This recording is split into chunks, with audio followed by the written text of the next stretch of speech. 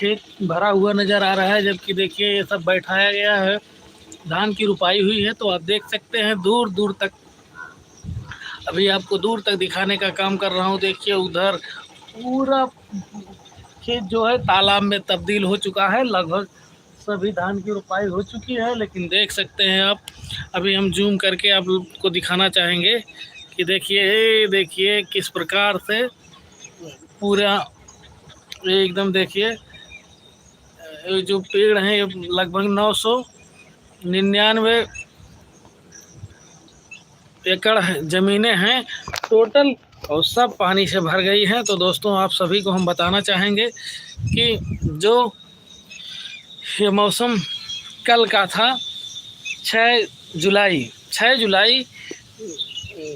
4 बजे से लेकर रात्रि पूरी बारिश होती रही। पूरा बहुत ज़बरदस्त बारिश हुई है। तो आप देख सकते हैं आज अंबेडकर नगर में बहुत ज़बरदस्त बारिश हुई है, जिससे पूरा जनजीवन अस्त व्यस्त हो गया है।